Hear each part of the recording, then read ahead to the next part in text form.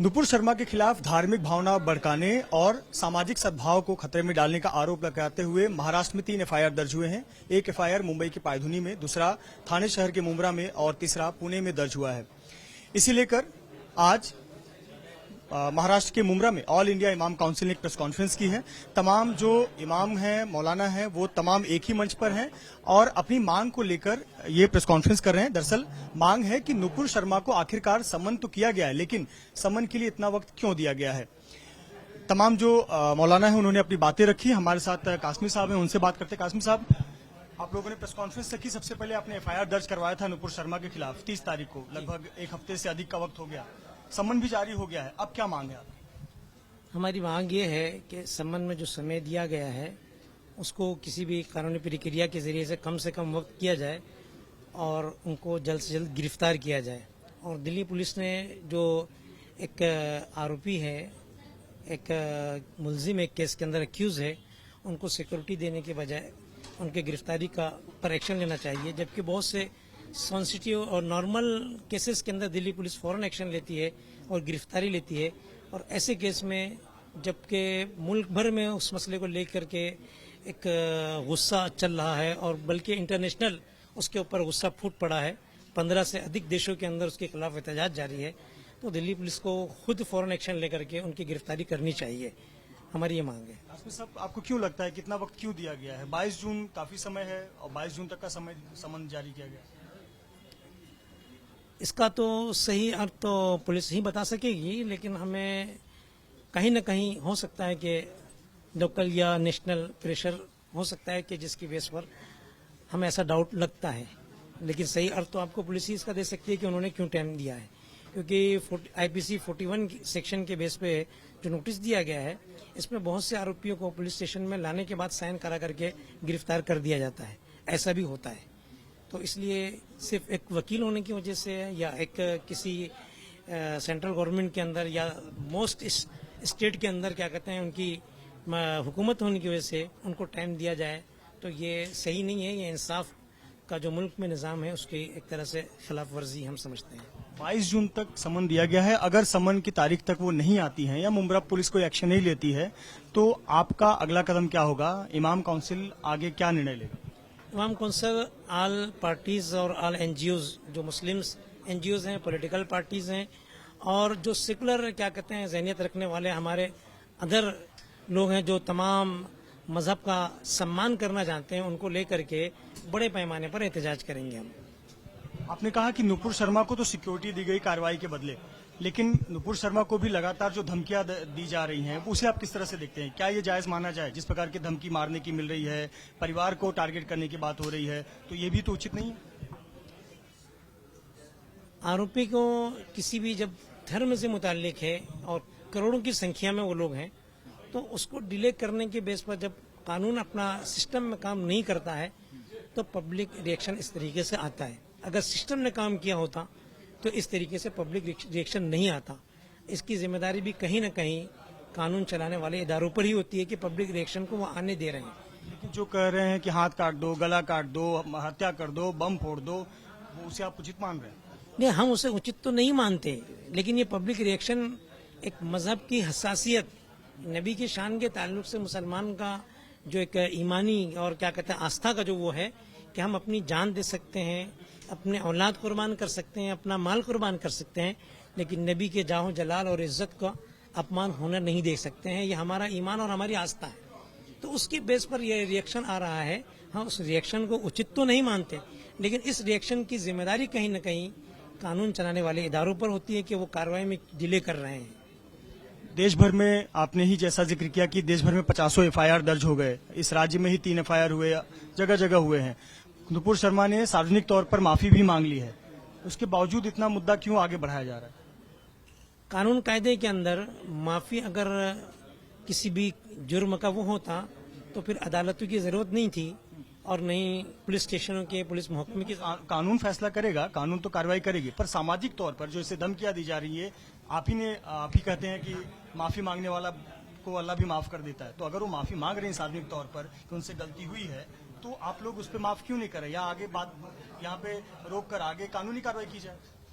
इसलिए हम public palace पे कोई बात नहीं कर रहे हैं, हम कानूनी कार्रवाई कर रहे हैं और हमने पब्लिक एहतजाज करने के बजाय प्रेस कॉन्फ्रेंस बुलाई है ताकि एक सिस्टमेटिक काम हो और एक प्रेशर बिल्डअप हो। इसके लिए हमने सिस्टमेटिक काम किया है, हम पब्लिक में नहीं जा रहे हैं। हमने भाई माफ़ी देने का अधिकार नबी की शान में गुस्ताखी करने वाले को, किसी भी उम्मती को या किसी भी नबी के मानने वाले को है ही नहीं। वो तो कानून कायदे में उसकी सज़ा ही उसकी माफ़ी हो सकती है, सज़ा के बगैर माफ़ी नहीं है। एक पर्सनल बेसिस पे आदमी, आपको मैं माफ़ कर सकता हूँ, मुझे आप माफ़ कर सकते हो, लेकिन आप अपने भगवान के मैटर को या मैं मेरे भगवान के मैटर को तो नहीं माफ़ कर सकता। वो भगवान माफ़ कर सकता है और भगवान की माफ़ी का इल्म हमें नहीं हो सकता है। इसलिए उस पर कार्रवाई ही क्या कहते हैं उस मसले का हल है और उसका क्या कहते हैं वो है। तो उन लोगों पर भी कार्रवाई होनी चाहिए जो लोग शिवलिंग को लेकर टिप्पणी कर रहे हैं, उसको लेकर कटाक्ष कर रहे हैं, कमेंट कर रहे हैं, उन पर भी कार्रवाई होनी चाहिए, यही जिस तरह का नुपुर शर्मा की मांग कर रहे हैं। उस पर तो कार्रवाई हो रही है, कई गिरफ्तारियां भी हो चुकी है। सिर्फ क्या कहते हैं शेयर करने पर गिरफ्तारियां हो गई, केस बन गया, लेकिन इतना बड़ा मसला हो गया जिस मसले पे नुपुर शर्मा के कि पूरा देश भर में गुस्सा है। 15 से अधिक मुल्कों के अंदर क्या कहते हैं भारत देश की, हमारे इतना बेहतरीन देश है, उसकी क्या कहते हैं बेइज्जती हो रही है। उसके बावजूद क्या कहते हैं उस पर कोई कार्रवाई नहीं हो रही है, तो ये बहुत अफसोसनाक कदम है।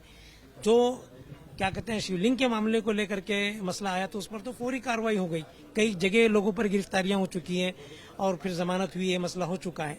सिर्फ शेयर करने पर कोई शब्द अब शब्द नहीं बोले, बहुत सारी चीजें उसमें चल रही थी सोशल मीडिया पर, उस पर शेयर किया गया है। उसमें बहुत से ऐसे लोग भी हैं जिन्होंने नॉन मुस्लिम्स हैं, बुद्धिस्ट हैं, उन लोगों ने भी क्या कहते हैं शिवलिंग के मसले पर और बहुत से मसले पर क्या कहते हैं बात उठाई है।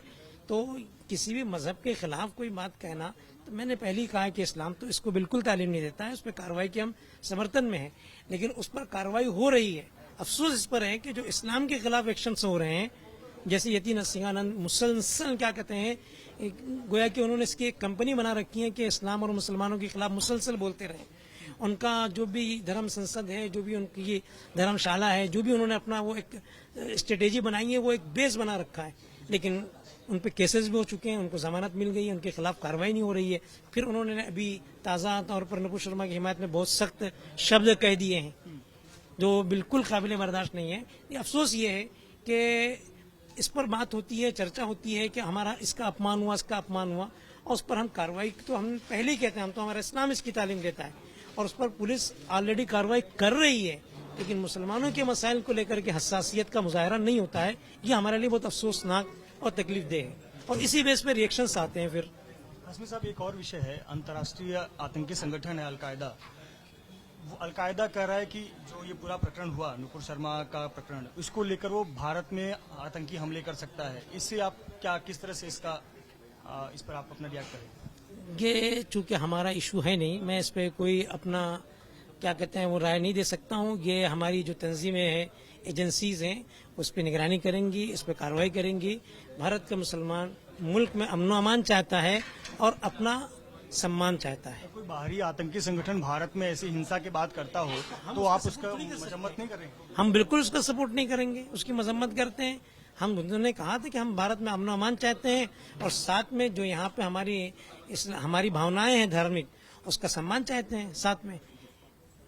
इमाम जी, ये पीछे आपने एक बड़ा बैनर लगाया हुआ है जिसपे 3 लोगों की तस्वीरें हैं, एक पर FIR 2 पर हुआ है।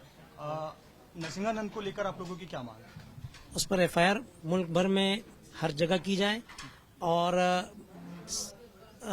होम मिनिस्ट्री से हमारी स्पेशली अपील है कि जिनके अंडर में दिल्ली पुलिस है और ये गाजियाबाद में ही बैठे हुए हैं, दिल्ली पुलिस की कार्रवाई गाजियाबाद जो यूपी के हैं उसमें वहाँ तक हो सकती है, वो फौरी उनको गिरफ्तार किया जाए। जिस तरीके से मुल्क के अंदर बहुत से ऐसे लोग जो तो हिंदू धर्म से ताल्लुक़ रखते हैं लेकिन उनके गलत एक्शंस थे, आज सालों से जेलों के पीछे हैं, ऐसे ही क्या कहते हैं यतीन नरसिंहानंद जैसे लोगों को जेलों के पीछे डालना चाहिए ताकि मुल्क का अमन अमान और शांति बरकरार रहे। ये 3 तस्वीरों में आपने क्रॉस का निशान लगाया है, इसका क्या मायने? इसके तो मायने सकारात्मक तो नहीं होते हैं, तो ये बड़ा गलत संकेत जाता है। क्या मतलब निकाला जाए? क्रॉस का मतलब ये है कि इनका हम सम्मान नहीं कर सकते हैं, इनका हम सम्मान नहीं कर सकते हैं, इनको समाज से डिलीट करके जेल में डाला जाए। आम लोगों की तरह इनकी तस्वीर रोड पर खुले नहीं रख सकती है, इनको सलाखों के पीछे जेल के पीछे। आपने तो फांसी का फंदा भी लटका दिया है। हाँ, आपने तो फांसी का फंदा भी वहाँ लटका दिया। मुतालबा है कि सख्त से सख्त सजा हो। अगर कानून के अंदर फांसी की गुंजाइश है तो ऐसे लोगों पर बिल लाया जाए और फांसी का कानून लगाया जाए ताकि मुल्क का अमन अमान बाकी रहे। ऐसे लोग कानून लाया जाए और फांसी तक की सजा लाई जाए। इमाम काउंसिल के तमाम सदस्य जिनकी एक सुर में यही मांग है कि नुपुर शर्मा के खिलाफ सख्त से सख्त कार्रवाई की जाए।